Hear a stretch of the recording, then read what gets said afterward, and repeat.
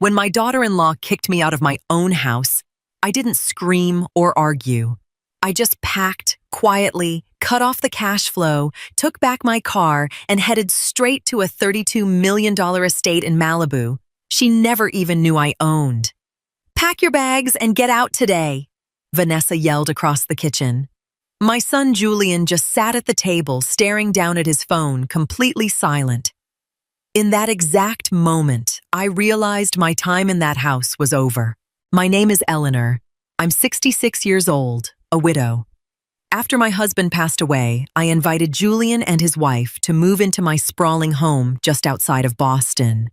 The plan was for them to take over the upper floor so they could save up some money. But piece by piece, Vanessa took over the whole place. It started small. She threw away my plants in the hallway without asking. Then she actually changed the locks to the upstairs flat. Now she was standing in my kitchen delivering an ultimatum because I dared to say no to babysitting my own grandkids for the weekend. I had already planned a trip with my lifelong friends. I didn't argue. I didn't raise my voice. I just took a deep breath, picked up my mug, and poured my cold coffee down the sink.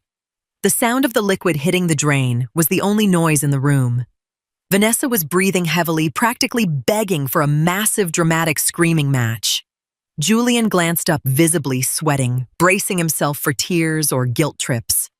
But I gave them nothing. For months, they had treated me like an unpaid nanny and maid, a burden who was just in their way. Vanessa assumed I was entirely dependent on them because I spent my days gardening and drove an old sedan. There was so much she didn't know. She didn't know who actually paid off the mortgage on this house. And most importantly, she had no clue what my late husband had left me: a massive stock portfolio and a piece of real estate they couldn't even fathom in their wildest dreams. A sprawling estate in Malibu, California that brought in a fortune every month and was currently valued at $32 million. I walked down the hall to my bedroom without a word and shut the door. My heart was beating at a perfectly calm, steady pace. It was time for a change, and I wasn't going to wait until tomorrow. I opened my laptop. No tears, just cold, hard facts. Looking at my bank account immediately grounded me. The dividends had hit right on schedule. The Malibu property, which I'd bought years ago as an investment and kept strictly as an exclusive rental, had actually become vacant the previous week. The lease with a prominent tech billionaire had just run out. I had originally planned to relist it, but those plans were officially canceled. I booked a first-class flight to Los Angeles for the following evening. Next, I logged into the online portal for the joint household account I shared with Julian for bills. I had been transferring $2,000 into it every month. I changed that automatic transfer to $0. The next morning, the kitchen was dead silent. Vanessa and Julian had already left for work. Leaving her mark, Vanessa had left a note on the counter. "Grocery list for the weekend. Get the steaks from the high-end butcher, not the cheap supermarket stuff." I let out a cold laugh. I picked up the note, folded it neatly, and tossed it straight into the recycling bin. I packed 2 suitcases, just my clothes, my old photo albums, and my essential documents. The furniture and the expensive family heirlooms on the ground floor would stay here. For now. I called the local utility companies. The house was entirely in my name, and so were the accounts for electricity and gas. I switched the billing method from my private credit card to the now empty household checking account. It wasn't about revenge. It was about handing over the reality of their situation. As I walked out the front door, I set my house key on the entryway console. I pulled the heavy door shut behind me, hearing it click. The car Julian drove was legally mine, and I had the spare key in my purse. Sitting at the airport terminal, I called a private towing service I kept on retainer. I authorized them to hook the car up from the driveway and move it to a secured storage unit. Julian was going to have to walk home tonight. The cross-country flight to the West Coast was long, but I didn't feel a single ounce of exhaustion. For the first time in years, a massive weight had been lifted off my chest. The flight attendant handed me a glass of champagne. I remembered something my mother used to tell me. A woman doesn't show her strength by being loud, Eleanor. She shows it by her absence. As the plane cut through the clouds, I pictured Julian's evening playing out. He'd get off work, look for the car, and find a completely empty driveway. He'd walk into the kitchen, find no groceries, and have to explain to Vanessa why his ride had vanished. I knew they'd try to call. I pulled my phone from my bag, popped out the SIM card, and slid it into a small travel case. For the next few weeks, my old number was completely dead to the world. I had already set up a new, unlisted international line for my bank notifications and emergency contacts. When I landed at LAX, a private chauffeur was already waiting for me at baggage claim. The California air was warm, thick with the scent of salt water and pure autonomy. The drive up to Malibu took about an hour, the Pacific Coast Highway winding beautifully along the ocean until we hit the gates of Emerald Bay. The estate sat perched high on a cliffside, a stunning monolith of concrete and floor-to-ceiling glass, offering an endless view of the Pacific. It was a modern architectural masterpiece worth every penny of its $32 million valuation, protected by massive security gates and a state-of-the-art surveillance system. The driver carried my bags inside. I stood in the center of the vast living room, watching the waves crash below, and took a deep, clear breath. There was no stale coffee here, no bitter accusations, no hostile daughter-in-law. I uncorked a bottle of wine and melted into the absolute silence. The first night of my new life had officially begun. 3 weeks slipped by effortlessly. I completely reinvented my daily routine. Every morning began with a long walk on the beach, followed by buying fresh fruit at the local market and spending hours reading on the sun-drenched deck. The tension drained from my shoulders. The lines of stress on my face simply vanished. By the 3rd week, curiosity got the better of me, and I decided to pop my old SIM card back in. I wanted to see what the fallout looked like back in Boston. The second the network connected, the phone went completely haywire, vibrating uncontrollably in my hand. There were 42 missed calls from Julian, 18 from Vanessa, and a mountain of text and voicemail notifications. I played the first voicemail from Julian. His voice was laced with pure panic. "Mom, where are you? The car is gone. The power company just sent a shut-off notice and the household account is completely frozen. Vanessa is losing her mind. Please call me back." The next message was from Vanessa, sent 2 days later. Her tone had shifted drastically. The screaming, aggressive bully was gone, replaced by a desperate woman trying to mask her panic as maternal concern. "Eleanor, look, I was just stressed out that day. It was a misunderstanding. We're incredibly worried about you. Julian isn't sleeping. Please come home so we can talk things through." I deleted the messages without a second thought. They had genuinely believed I was the weak link they could walk all over. Now they were discovering that without my money and my silent management, their entire lifestyle was a house of cards. They suddenly had to cover the bills, manage the chores, and figure out public transit on their own. That evening, an email arrived from Julian. He used my old address since the phone was a dead end. He wrote to tell me they were planning to sell the house to cover the sudden debts piling up. They still naively believed they owned half of it. I typed out a brief, chilly response. "The house belongs to me alone. I have already hired a real estate agent. It goes on the market next week. You have 4 weeks to pack up and move out." Dear Quiet Revenge community, many of you have asked how you can help support the channel. We believe in being transparent. iTools may assist with some technical aspects of production, but every story is carefully selected, edited, reviewed, and prepared by real people who care deeply about the quality and message behind each video. Our goal has always been simple: to share meaningful stories that remind us of the importance of dignity, courage, family, and perseverance.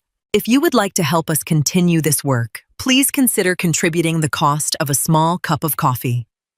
Patreon, https://www.patreon.com/quiet-revenge-family-co-fi, https://co-fi.com/the story, family PayPal, https://www.paypal.com/PayPal me/Kan Huang Min.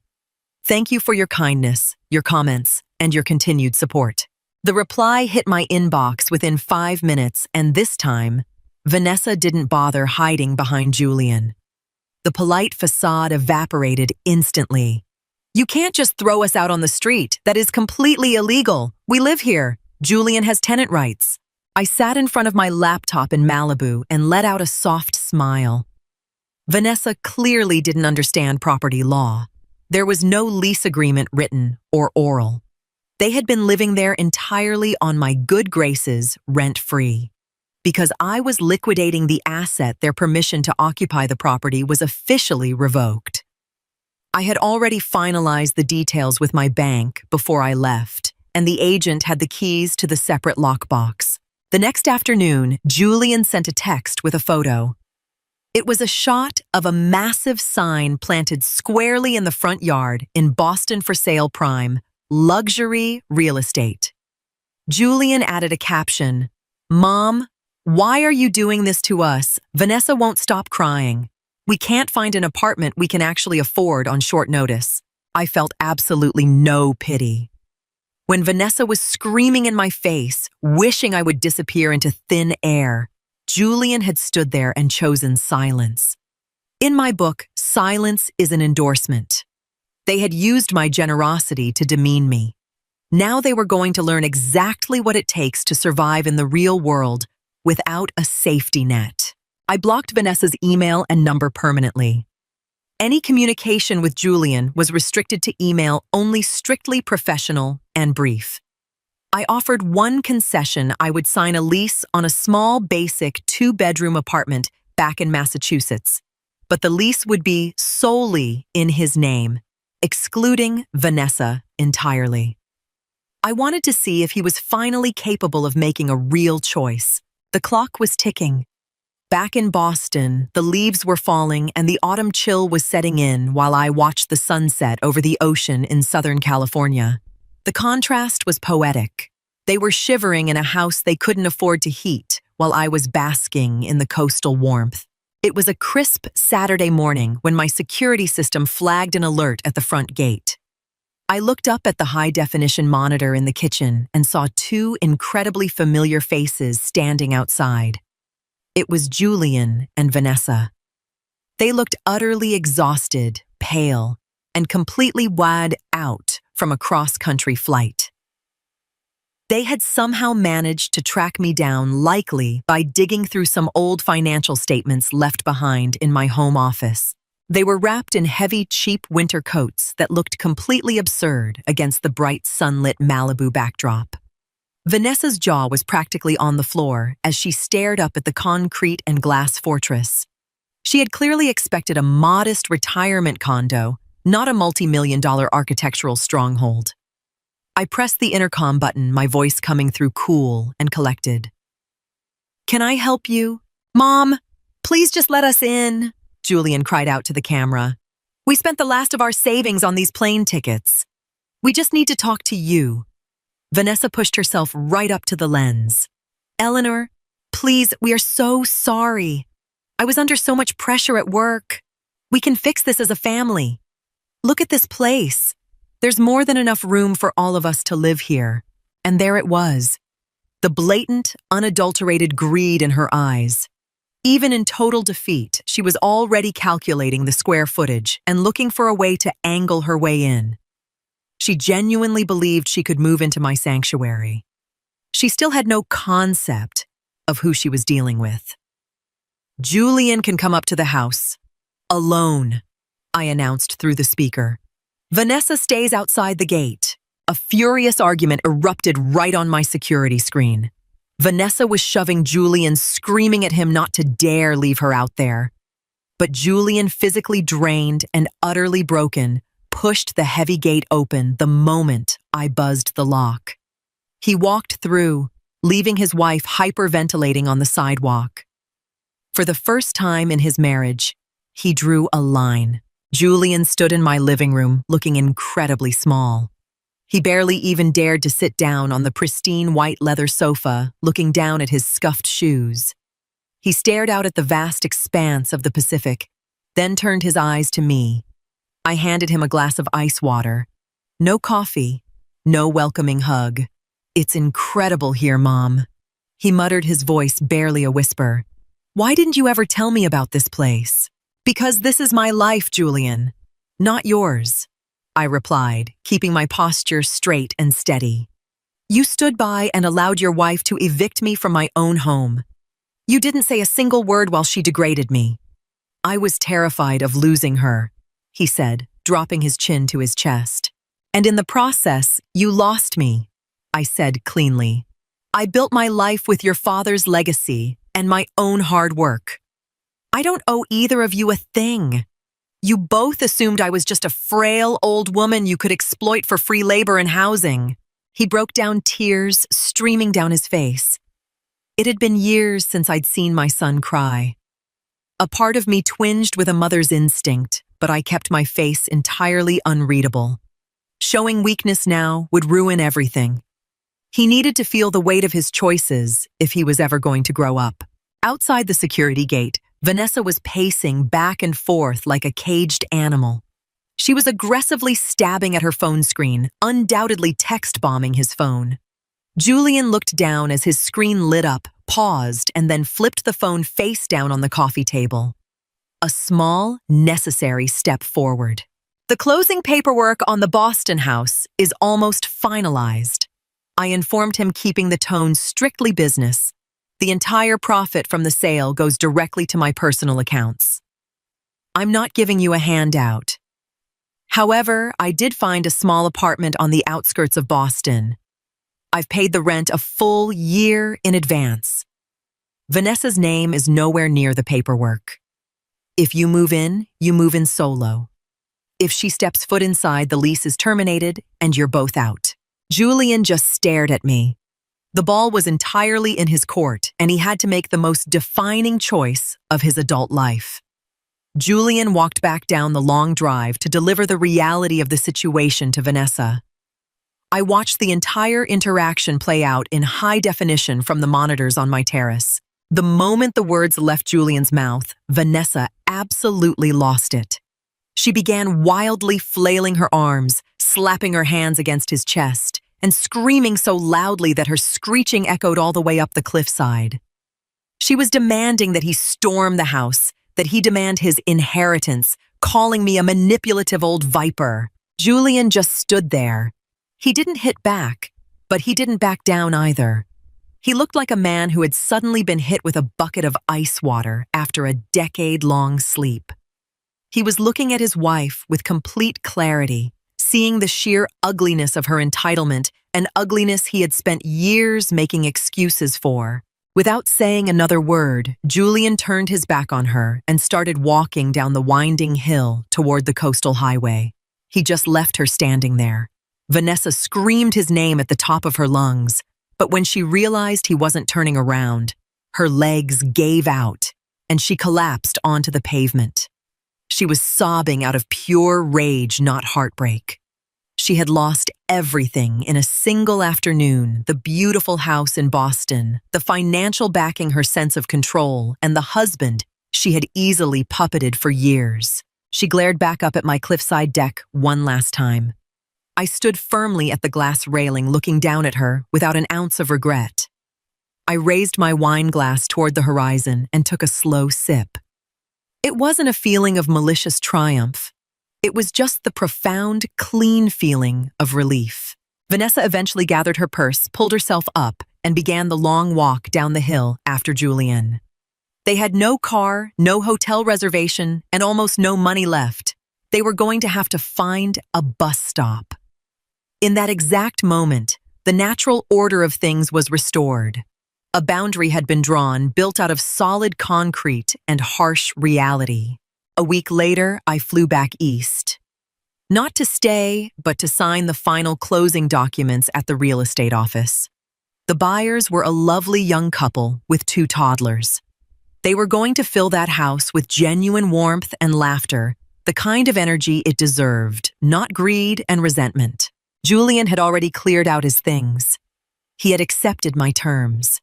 He was officially living in the small apartment outside the city. He had sent me a brief, sober email a few days prior. I moved in alone. Vanessa is staying on her mother's couch.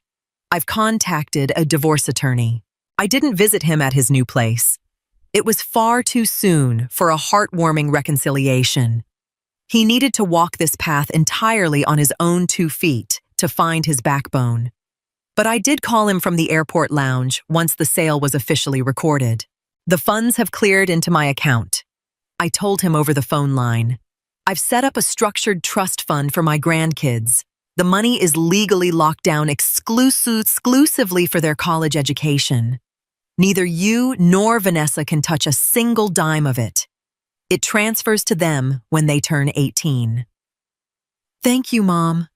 His voice cracked thick with emotion. And I'm so sorry for everything. I know you are Julian, I replied gently but firmly. Make sure you actually learn from this. Before my flight, I had taken one last walk through my old home while it was completely empty. There was no furniture left, no lingering ghosts of the past. When I locked the front door and handed the keys to the agent, I didn't feel a single pang of sadness. A house is just wood and stone. My real strength was something I carried inside myself. I walked straight to my gate. My ticket back to Los Angeles was already scanned. My life was out there now, where the sun warmed the coast and the endless horizon reminded me just how trivial human dramatics really are. Back home in Malibu, the evening air was perfectly still and the distant lights of the coast danced across the dark surface of the ocean. I sat out on my terrace, wrapped in a plush, warm blanket, sipping a hot cup of chamomile tea. My phone was beautifully, blissfully quiet. No frantic calls, no threatening emails, no lingering anxiety. The sale of the Boston property had injected an incredible amount of liquidity into my finances, not that I even needed it. But there was a deep satisfaction in knowing all my loose ends were tied up cleanly. Every couple of weeks, Julian would email me photos of the kids. He had them every other weekend now. In the pictures, he looked tired, but there was a newfound peace in his eyes. He was finally carrying the weight of his own life, and it was making him stronger. Vanessa's name never came up anymore. She had learned the hard way that some boundaries cannot be crossed without consequences. I hadn't destroyed my family. I had simply pruned it. I cut away the toxic elements to save the healthy core from rotting. Sometimes you have to be completely uncompromising just to keep from losing your own soul. I looked out over the vast, dark water. At 66, I still had so many chapters left to write. And every single one of those years would be lived entirely on my own terms. No one was ever going to tell me what to do in my own space again. I was the absolute master of my own destiny, insulated by a fortress of glass financial wisdom and unshakable boundaries. Life was finally back in perfect equilibrium. I closed my eyes, letting the rhythmic, powerful roar of the Pacific waves wash over me. I was finally exactly where I belonged.